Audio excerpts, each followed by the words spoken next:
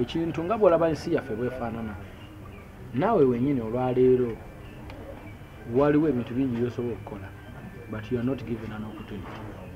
It is same as to so many people out there. Ebintu byaffe byani akumanyi, ebintu byaffe bya mwana wani somehow somewhere. Omuntu akeera ku makya na organizing awards ng'ate naye yennyini nga naye yennyini ajagala ng'alina abayimbi. Kati what do you expect? Otegedde, this is business. Yatandikawo ekintu kyeyamanyi bw'akikola. Nze bwe ntandikawo ne ŋŋamba Big Talent Awards nsoboloziwa abayimbi ba Big Talent oba ompakanyako ekibi ekirimu nti tukozesa ekigambo eggwanga ekyo ekisinga okuba ekibi naye nga oli akkirizibwa okukola emirimu gye nga bw'agikola. But honestly speaking, I want to be honest with you, abantu baffe balina okustepinga up, bave mu bintu by'okubeera nga batwala ebintu personal. Don't take things personal. Ochegedde, nze bwe mba nkwedde ku makya ne nkunyiiza oba nga siri choice yo, nyinza okuba nga siri choice yo, si musango gwo. Nyinza okuba nga byennyimba wallahi tebikolera, si kibi. Siri choice yo, naye genda mu reality eriki kye kiri ku ground. Ochegera, majority egamba ki, abangi bagamba ki. Ogwo gwe mutima gw'eggwanga okutafa. Naye ebintu by'okweyagaliza, ebintu by'okulimba, ebintu by'okupretendinga, like for example waliwo awadi ezakavaawo nange bampaayo ba ekikulu si kumpa, ekikulu kola mulimu muki mutuufu kuba ze siri mulungi omu. Why do you need to organize awards in 2 weeks? Weeks 2 muorganize nze weeks 2 mutaddeyo mugabye like ugoba ki kino ekintu kyaffe tutuule yita bannamawulire kola press conference bweti bakubuuze ku temubuuza bibuuzo namwe muli banku mubuuze ku bibuuzo ebigendo yambe eggwanga mwe mulina amawulire mutuyambe ku bambi lino eggwanga lyaffe temulireka kugulu kuba bakuwaddeyo ki ka transport. Abayimbi abamu baganya okuddamu bateekamu awaadi ezo. Anti kati mwe mulina obayamba namwe mubiraba mwe reality temugimanyi nga abayimbi tebanaba kwonoona brandi zaabwe kuba kati ndaba bambe Spice ayomba wano na wali oluusi alina ensonga eri valid naye ate alabika ng'omutima omubi mu bantu abamu lwa nsonga ayomba atya ayomba omu ate nga n'abalala tebasobola kuvaayo kuddawo kuba abantu baakoobwa kati banenze entandika okayana really making a sense. So mwe bannamawulire muveeyo mwogere ku nsonga zino. Bw'olaba ekintu nga kikoleddwa nga si kituufu kyogereko, oba mugende abantu abo mubateekemu kamera muteekemu microphone mugambe bro kino wakikoze bwoti lwaki kati mubaveeko bakole ebyabo. Kale ndowooza tuyimirire tufune months and happy new year. Mulumpita nno endya ku mmere yammwe baganda bange bintu bino mbyebuzaabulizamu nnyo ebiseera ebibi inshallah. Tubesasuza tekukola naye nga bamisanyusa nnyo okubalabako. Kimpa essanyu ly'amaanyi nnyo buli wenzija nembayita nemujja oba nembalabako. Honestly I feel so good because this is a great generation of new journalists abatutegeera abatutegedde nti tulina omulamwa tulina olugendo tulina omulimu gw'okukolera ensi yaffe. I'm so happy with you guys. Omulimu gwammwe gwe mukola mulungi nnyo. Faces zonna mpya abaana bato ate ng'olaba kye bakola bakyagala. Faces empya bakula bukuzi bulungi. Ani gwe okubyemu ebituli wano Kakalaayi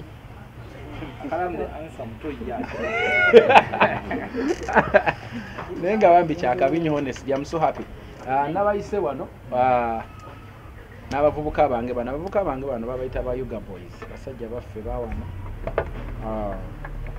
bayimbi bato bayimbi bapya baagala kubanga basanyusa eggwanga lino n'amawanga amalala. Bajja ne bantuukirira ne bakola omukwano nange ne tubeera ba Luganda. Balina ekibiina kyabwe bakiyita Yuga Boys. Nensalawo mbayambeko tukolayo akayimba bakayita Freak Friday. Akayimba ako already kali ku YouTube. Nga njagala abasajja bano babeeyanjulire bababulire nawo oyinza okusanga akayimba ku table. Alright. Mujebaleko nnyo abatulaba and then mujebaleko nnyo abatulaba and then ne baganda baffe bannamawulire abazize wano eno mu kadde kano amanya n'eddoboozi batuyita ba Yuga Boys ogyeko muganda waffe Eddy Kenzo ono Guy nange batuyita ba Yuga Boys. Tulina akayimba amanya amatuufu nze bampita Malinga Sulaiman, nze bampita Musungi Muhammad. Tuli basajja basiraamu ate tuli bana Uganda. So mukadde kano tuze wane eno ne muganda waffe twaniveiringe kye tuli generally n'akayimba ke tulina akapya bakaita Freak Friday kali ku channel yaffe eyaba Yuga Boys Vevo channel. You can go subscribe, comment and share. Then ekyokweteekateeka ffe tweteeseteese bulungi nnyo, we very set because we've been spending much time ne muganda waffe ono ng'atuguidinga to do this and the other. Yeah, we're ready to go. Tuyigirize ebintu bingi nnyo naye nga tetunnatuukawo mweteekateekamu mwe baani muva wera mutandika mu ky'okukolagana n'omuyimbi wammwe? Tuyita ba Yuga Boys wano tukubidde wano aso tugikubidde wano buli kimu ekyaffe kye tumanyi tukitegeeredde wano. Throughout our hustle tubadde approachinga muganda waffe Eddy Kenzo si mulundi gumu, mirundi mingi nga atuguidinga about how to go about things, nga atuguidinga on how to do great music to appease the industry okitegeera. So right now zengamba tuli set 100% set. Tetumusinkanye by mistake. It has always been a family thing. Nga tukolagana watugamba mukole kino temukikola kino kituufu kino kikyamu ate si mu music mokka generally ne mu bulamu. So we're not here by mistake, we're here for the music in Uganda. Okimulowooza muli bayimbi mwalikoze ebirala kubanga akolagana n'abavubuka abalala bangi nnyo sibiti byali mukikomera mu muyimbi. Yeah. Kubaffe ekyo tetulowooza bulowooza tuli bayimbi. In fact, the song we've released with him can tell oba tuli bayimbi oba tetuli. Neze tulina mu stock. Eziriyo mu stock zonna zisobola okwogera nti abasajja abo bayimbi. Mugenda kutuwa singles EP. Tugenda kuta EP. Yeah, really coming up and then tuli organizing bulungi so that you can enjoy it fully. Then this EP sagadde nnyo njiyingire deep. It's a variety of good music. Yeah. Ata ene kibuuzo ba Yuga Boys muyimiridde ebbanga ki sofa ebbanga eryoyimba eryo sobola okubawa definite time but we've been in a preparation to sing. We've been in a preparation to sing. Kati kano kekadde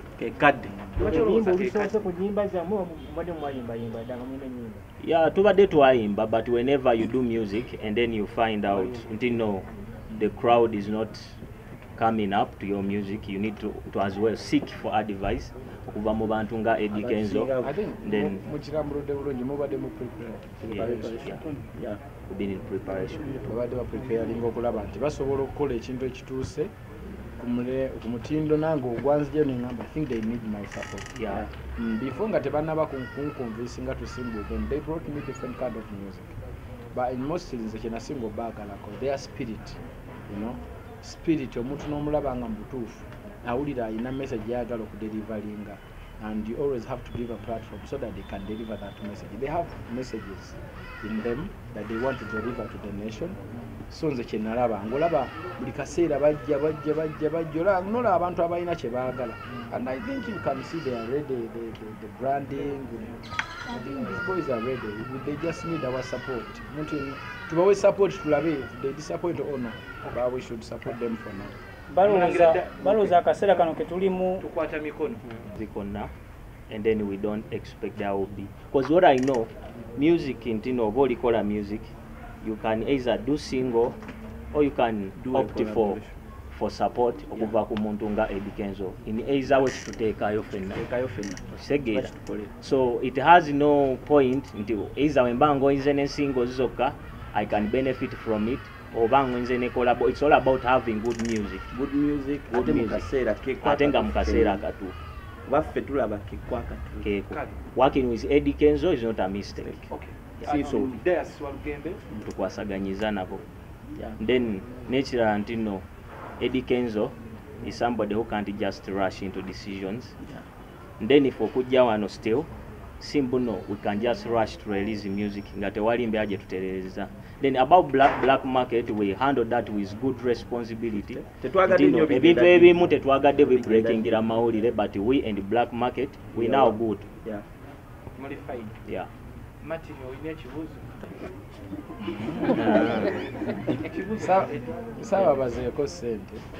Abantu bano nabagambye batabani bange bajja nnyo wano ne basula mu studio nga bakola ne producer Stain wano ne basulamu. It's a group. Bali abantu like how many are you guys? Abali ku ground muli bana. Yeah. Balina producer waabwe bamuyita Bashkira then balina ne space the manager then balina ne space babera kugamba banga basula bakola okitegeera they have a lot of songs. No bala bavubuka abato abanmalidde obudde mu biseera by'okola ebintu ebirala nga bali mu kunoonya future nekinkwatako ng'omuntu mbalekawo ekiro basangawo ku makya mbalekawo ekiro basangawo ku makya. I was like, you know what, let me give a push, you know, you never know, kino kiyinza obafuula eddaala ebirala byonna byebapanga ne biyitirawo. That is it. Okubalekawo tebalina gye basula obalekawo balina amaka gaabwe balina ne studio yaabwe bayirawo balina studio yaabwe balina ebintu byonna they are ready, they have a very good studio. Well done. Eddy. Ekibuuzo ekigenda eri Uncle Kenzo. Uncle abamu bana tutwale kati nabo bali under big talent management. Tebali under big talent management, but bali under my care, you know. I care for them like ngabola bwenzen nyambako ngabola bamathake today amatha mukisa nti I try to help to guide n'abalala bangi mwe mutamanyi besobola ne basta besobola kuvaayo kwasanguza muno kuba abantu bazimbye zi brand zaako. But there are many people abani under my care and they speak to me even before releasing music. I listen first. Wano tutambule bwe many okulaba nti tutambulira wamu nga industry. Ivan, tudatera okumaliza ebibuuzo. Ekibuuzo kyange kigenda wa Eddy Kenzo ne Afrima. Tukuyozayoza okugiwangula naye okuwagiwangula still ba critique ne bagamba nti nno wali tosaanidde giwangula. Kyakuyisa kityanga gw'omuyimbi. Tekina bwe kiyinza kumpisa lwansonga olwaleero wano bwe tutandika okulaba buli muntu teyasuze wa munne okitegeera kugamba nti awo enyambadde waiti tomwambala buli omu yasuze buwe naye tulinamu abantu abambadde kyenyambadde ono ayambadde bibi oli ayambadde bibi lwansonga we all have different kind of choices okitegeera and I don't blame them, that's how they see things okitegeera bwe batu babireceiving naye nze ng'omuntu na manye ekintu kimu nti bwe tuba tutambula mu nsi eno noise is spread around, isn't it? We don't need to care kubanga it meant to be and that is it. Those are another people, they are different people and nabo batuufu mu nsonga yaabwe kuba bwe bakiraba naye ekituufu kiri nti what is the reality? The reality, the award is here. Ekegedde kati bwe tuba nga tugirina nga tusobola n'ogikwatako ne twekubya ekifaananyi bo abo balowooza yandibadde ebeera mali ne balinnya ennyo ne bagenda ne bagikwatirako ekyo fe abalina biriivu nti erina kuba wano ne tugikwatirako wano naffe tuli tubiriivinga tutyo era yiino okkirizibwa okwekubya ekifaananyi ya Uganda yaffe yawano akati ne bibwe bityo oba okitegeera nsisobola kuddawo kutandika gamba nti nze nkisaana nze nkola ki buli muntu ali nominated aba asaanye oba okitegeera bulungi ne wano mu Uganda waliwo award nze ng'omuntu ze mbiriivinga nti omulimu gwezikola mukyangu naye ate siyogera era nsirika lwa nsonga I have no right omuntu bwakere nkya n'ategeka ebintu yamanya bwabigaba kati nze ntandikira okujja omuga nti wabigabye bubi muleka n'agenda maaso n'ebintu bye however much siri mu mativu oli asigaza ekibuuzo nga kikwatagana ku mbeera eri wano yonna okwesitula okitegeera bano abasajja muyinza obalabanga babigina nti batandika butandisi but the fact that banconvincing they worked for it and that is working. Any working is working oba okitegeera bwe olugendo muwaita okutuuka okuba nti okolera media house eyo gyokolera bantu bangi tebalumanyi naye we bakusanga bagamba abuno bunamawulire obupya naye tebamanyi waje wayita kutuuka nti osobola okukwata kamera ki ya media eyo lwali lugendo luki kati oyo omuntu ayagala okukola nange alina process mwalina okuyita era bw'akola ennyo n'atuuka ekiseera n'aconvincinga aba alina kyatuuseeko so they have to work basically mpaka ffe tujja kuba recognizinga nti mwana ono yeetaagamu omukono bintu byakola si biki si bibi niyetaaga oteekako muki omukono kuba kati olwaleero senga bano abasajja bakedde ku matendo babaga nti bannange ffe bayuga boys tulinalirizinga luyimba lwaffe mujje temwandize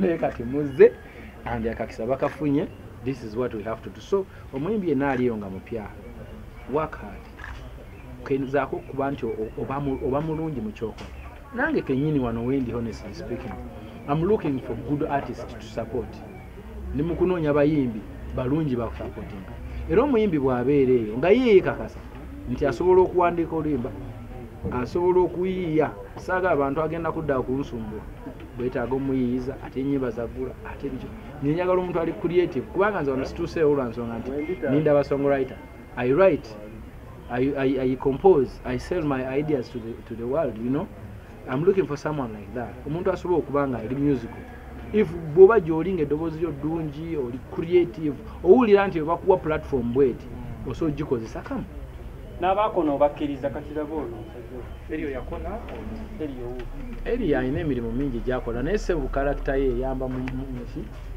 mu industry buli muntu eno mmere ya muwogo